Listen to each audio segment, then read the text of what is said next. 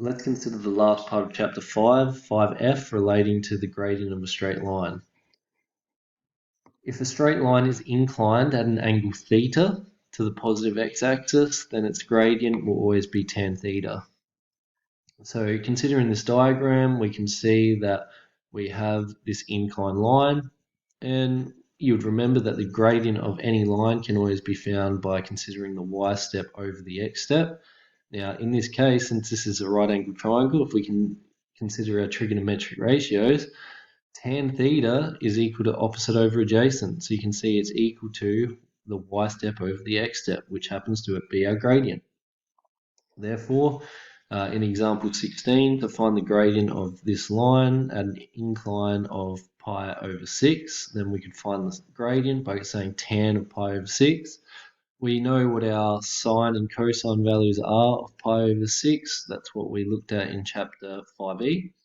Therefore, we could find that the value would be 1 over square root of 3. You'd also be able to use your calculator to find that. Then, if we wanted to write the equation, remember the equation of the straight line is y equals mx plus c, where m is the slope or the gradient, and the c is the y-intercept. So we've just said that our gradient is 1 over square root of 3. So y is equal to 1 over square root of 3 times x plus the y-intercept, which is 1. Alright, so I'd like you to have a go at questions 1 and 2 here to find the equation. Well, in question 1 you're finding the gradient, then in question 2 you're finding the equation of the line for each of those.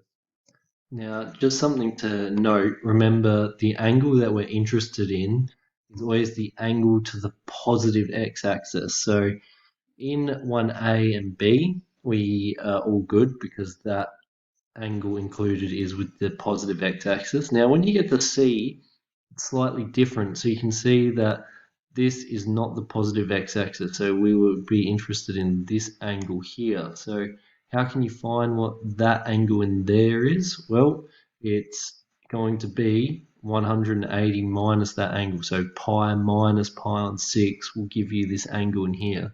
That's the angle that is being it is with the positive x-axis. So then in D, again, this is not the angle which is the angle that we're needing. We need the angle between the positive x-axis and the line, so this angle in here. So again, to try and find that angle, you can see that this line here is a straight line. So to find that angle, it's going to be pi minus pi on 3.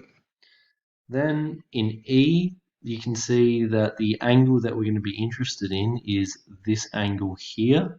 So to find that angle, you'd remember that this angle here and this angle in there are actually vertically opposite. Therefore, you could use vertically opposite angles to find that angle between the positive x-axis and the line. So just be careful with that when you're working through them. Make sure that each time you're using the angle between the positive x-axis and the line.